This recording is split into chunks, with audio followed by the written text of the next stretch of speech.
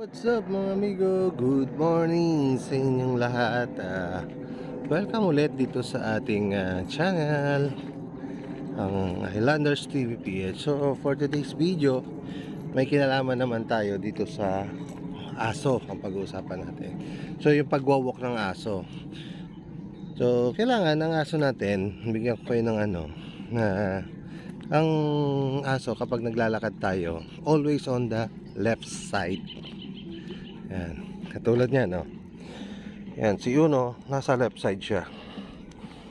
No? Then, ang isa pa dyan, kapag nakahinto tayo, paano daw paghihinto?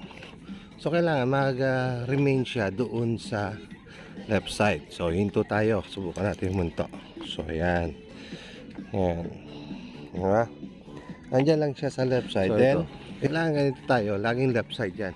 Hindi yan naalis sa kaliwa. Nilipat yan dyan.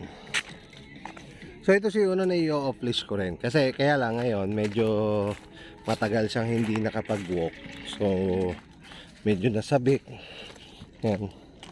Kaya kanina medyo nagmamarkings, naiiwan ko siya. Pero actually ano naman yan, masunurin itong si Uno. So dito tayo ngayon, pabalik tayo sa ating sasakyan. Tok-tok. Kung set up ako ng upuan, so lilipat ko lang yung sasakyan.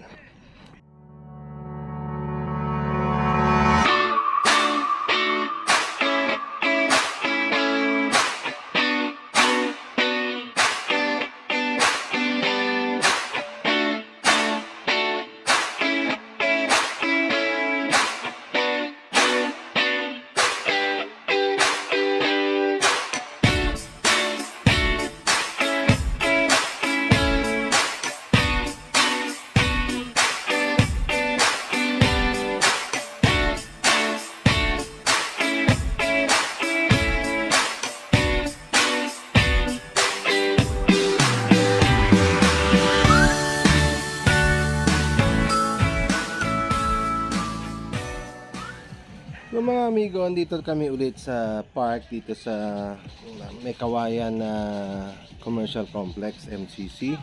So ito, nakaset up ako dito ng and so, ang gamit natin si Tuktok. At ang kasama natin ngayon ay ang ating Pomeranian na si Uno. So yan, tulad kanina, kapag sabi ko yung talakay natin kanina, kapag nagwawalk tayo ng aso, kailangan ng aso is always on the left side. Then pag huminto tayo, kailangan ihinto rin siya.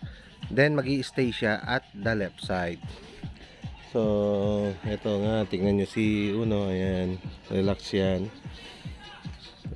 Kasi kanina, itong si Uno ay medyo matagal-tagal din kasi hindi ko na isama sa mga pagwawalk.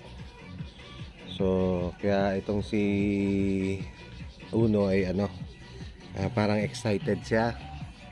So, markings, nagmamarkings. Kasi at yun pang isang ng karakter ng isang lalaking aso is magmarkings.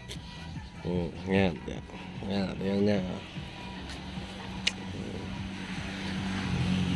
So ito yung kapag nagka-camping kami, ito rin yung mga setup ko. So meron din tayong mga tent na ginagamit. So siguro by next month, pagka talagang hindi na busy, so balik back to camping na tayo. So yan kaya pero dito MWF, so Monday, Tuesday MWF, Zumba. Nandito din kami, kasama namin kasi si Mrs. Pero itong Wednesday, ngayon lang kami dito kasi merong gagawin ngayon sa bahay. Pero actually pag Wednesday wala rin kami. So nandito tayo ngayon sa MCC. So medyo mas marami yatang tao pag Wednesday. Ayan So andun na ulit si wife ko, nasa Zumba. 7 AM kasi ang simula. So, kami naman rest na. So nakakain din kami ng almusal na.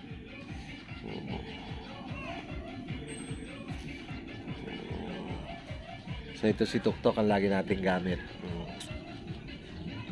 So hindi ko pa napapagawa yung harap ni Tuktok kasi meron akong biniling spacer. Medyo mababa kasi yung harap niya para hindi nakasubsob. So yun naman yung aking daughter. Ayan, papunta na rito. So, mamaya mag-badminton kami rito. Sa malilim na to. Tayin ko lang. Ang sarap ang pakiramdam ng naglalakad, nagwo-walk, nag-exercise. Then, masarap din mag-camping. So, antayin nyo po yung mga susunod na video. Baka nasa campsite na tayo ulit. Guys, so, pansinin nyo po. Si Uno, ano yan? Pwede yung naka-off leash. Ayan. Uno!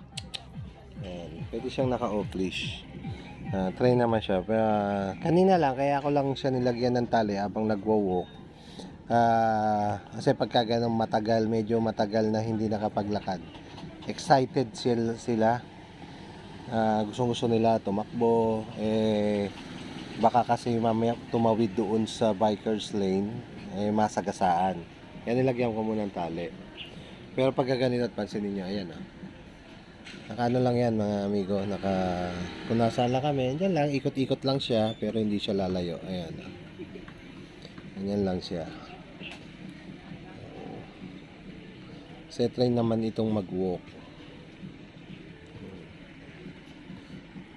Kaya mga amigo, abangan nyo sa mga susunod nating video. Baka makita nyo naman kami nasa mga campsite na. So, hanggang dito na lang ang ating video ito. Huwag nyo pong kalimutan mag-subscribe. Pakihit ang notification bell. At i-like and share na rin natin para mapanood din ng ating mga kaibigan. At baka kapulutan din nila ng mga tips itong ating mga video. So, see you on my next video. All goods!